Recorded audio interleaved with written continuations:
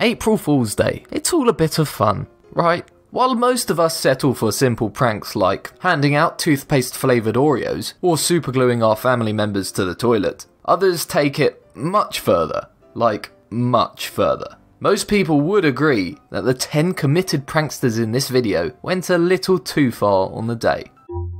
Amazing! Number 10. School shooting prank. Certain things are naturally funny, like people who think their Oompa Loompa inspired tan looks good. Then there are things you should just never joke about. You know, like school shootings. Well, Angela Timmons clearly didn't get this memo. In 2014, she was an employee at Virginia College in Spartanburg and decided that despite her daughter living far away in New York, she was still totally prankable. With little foresight, she texted her daughter that the school she was working at was in the middle of a school shooting and that she was hiding for safety. Quite understandably, after failing to respond to her daughter's replies, her daughter called the police, who were quick to respond with teams of officers turning up at the school. The cops certainly weren't laughing when they found out it was an April Fool's prank and hauled her off to the county jail for breach of peace and disturbing a school. Maybe next time she'll stick to whoopee cushions under the principal's chair. Number 9. Murder prank. I get it, we love pranking. It is a load of fun. But there are limits, people. Susan Hudson took it too far. In short, she planned to convince her sister that she killed her husband. Let's hear a little from her about how she did it. I said, Helen, I shot my husband. I'm cleaning up the mess. Let's go bury him in Blackwater. Probably rather shaken up by the whole conversation, her sister called another family member, and then word went around, prompting law enforcement to raid her house with guns drawn. Here is what she had to say. And next thing I knew, there was law everywhere. The response was excellent. Whilst I do appreciate her commitment to the cause, her lack of foresight is worrying. I mean, those poor officers were probably expecting a bloody murder scene, but instead they got an overweight woman with a party popper. Apart from wasting police resources, it must have been pretty embarrassing, so really the joke is on her. She wasn't charged even as her husband returned in unmurdered form. Let's end this one with her words of wisdom. Be careful on the April Fool's jokes. Number 8.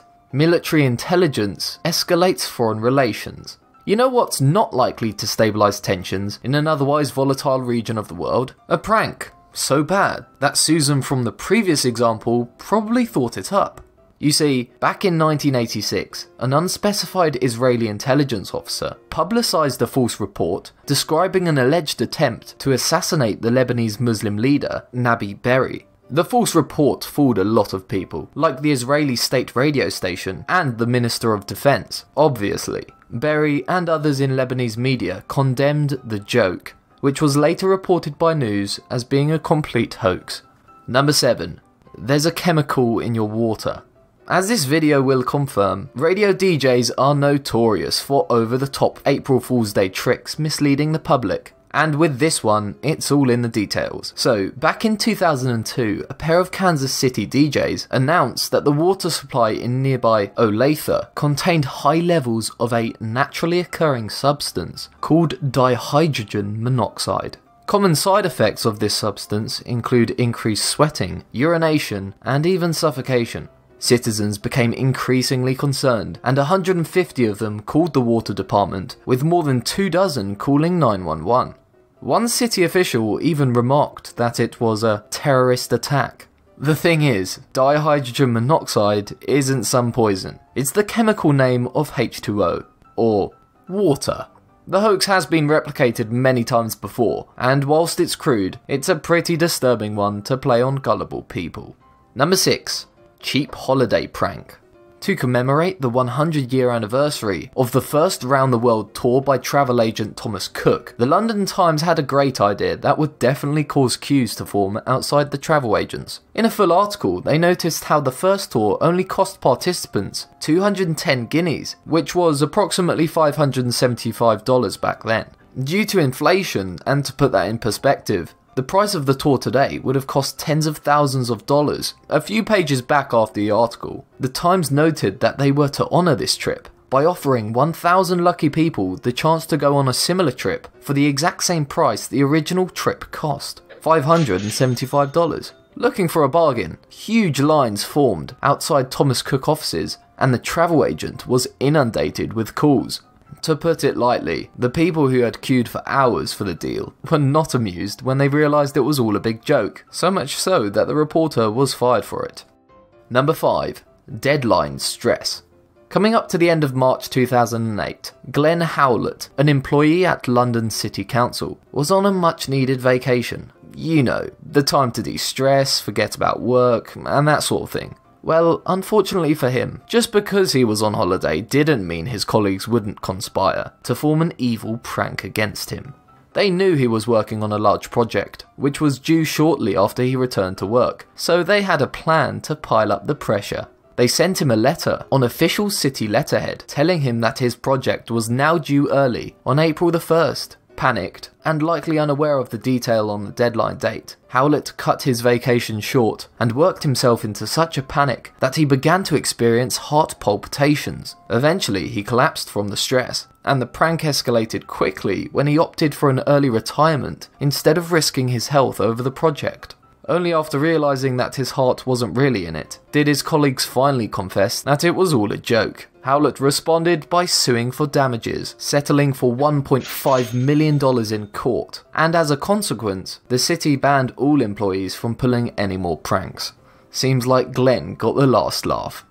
Number 4. Titanic replica sighting. 2001 was the year that a local DJ in Brighton, England, thought it would be appropriate to carry out this prank. He publicised on Southern FM radio that a full-size replica of the Titanic would be visible from the cliffs at Beachy Head as it sailed along the Sussex coast. Braving the treacherous winds and notoriously dangerous Beachy Head cliffs, hundreds of people turned up to capture a glimpse of this rare event. Not only should they have checked their calendar, but the name of the company which purportedly created the ship was a subtle clue. AFD stood for April Fool's Day. The disappointment was short-lived though, because the huge footfall the prank inspired placed undue stress on the cliff, which split under their weight with a 5-foot crack. Luckily, the area above the 400-foot cliff was cornered off by coast guards and local council officials, who were less than happy that public safety was put at risk. Not to mention the numerous disappointed listeners, many of whom travelled from upwards of 40 miles away. The radio station did later apologise, but they got off lightly. The cliff collapsed into the water a few days later, by which time everyone was luckily gone. Number 3. Space Shuttle in San Diego. This one wasn't entirely original. It was copied by a prank perpetrated by a Belgian newspaper in 1992, but this one was far more successful, fooling much more people. It was carried out in 1993 by Dave Rickards, a KGB FM DJ. The station name alone is enough to make me suspicious. Anyway, like the previous example, they announced that the Space Shuttle Discovery had been diverted from Edwards Air Force Base and was to land instead at Montgomery Field in San Diego. Excitedly, thousands of commuters immediately headed towards the landing site, causing huge traffic jams that lasted for about an hour. Reportedly, police were called to deal with the traffic as around 1,000 people piled up with cameras, folding chairs, and possibly an assortment of sweets, crisps, and popcorn. As with the Titanic example, it was never going to happen. The airfield was also far too small. The prank was so poorly received that the police announced that they were going to build a radio station for the cost of the traffic enforcement officers. Number 2. Bun in the oven prank. This one's a classic, but most people agree that it's something not worth joking about. Not Tori Wheeler though. She told her boyfriend Derek Bauer that she was pregnant, something Derek got a little angry about. Then, in part 2 of her epic April Fools, Wheeler allegedly brandished a knife and threatened Derek. Apparently, tensions escalated, and Wheeler ended up biting Bauer twice and cut him across the throat. After all, nothing says funny like a trip to the hospital, right? Number 1. This video. I may have made up all of the examples. Alright, that was a lie, but at least I got you doubting it for a second there. Number 1 is actually the eruption of Mount Edgecumbe. Residents of Sitka, Alaska woke on the morning of Monday, April 1st, 1974, only to see that Mount Edgecumbe, a volcano dormant for 400 years, had a menacing plume of black smoke rising from inside its crater. Residents were so concerned of an imminent eruption that they poured into the streets, and even contacted local authorities, prompting a Coast Guard chopper to be sent out to investigate it. Sure enough, as the chopper pilot approached, he could see stomped out in the snow, in 50-foot high black letters, the words April Fools. You see, the fake eruption was the work of local 50-year-old prankster Oliver Bicker. Apparently the prank was a long time coming. He had the idea 3 years prior, and collected 70 old tyres which he kept in an airplane hangar, waiting for the right year when visibility conditions were just right. The year of 1974 had just the right conditions, and he managed to fly the kerosene-soaked tyres into the volcano crater. Before you ask, they did make most necessary precautions, contacting the police and Federal Aviation Authority. They just missed the Coast Guard. The prank succeeded and was published all across the world, but some have criticised the plan as being unnecessary given the toxic fumes that were polluted. Then, 6 years later, in 1980, a similar volcano April Fools occurred, but this time, residents weren't so forgiving. This one was perpetrated by Channel 7 News, who made a special bulletin announcing that the 635-foot Great Blue Hill in Milton, Massachusetts had erupted, with lava and ash raining down nearby homes. At the end of the segment, the reporter held up a sign that read, April Fool, but the damage was already done. By that time, local authorities had already been flooded with frantic calls, and Channel 7 had to make a formal apology. Even the executive producer responsible for the prank was fired. Which prank did you think was the worst? Do you know of any other amusing ones I missed? Please let me know in the comment section down below. Also, if you enjoyed this video, make sure to like it and subscribe, hitting that bell icon to never miss another video. Thanks for watching.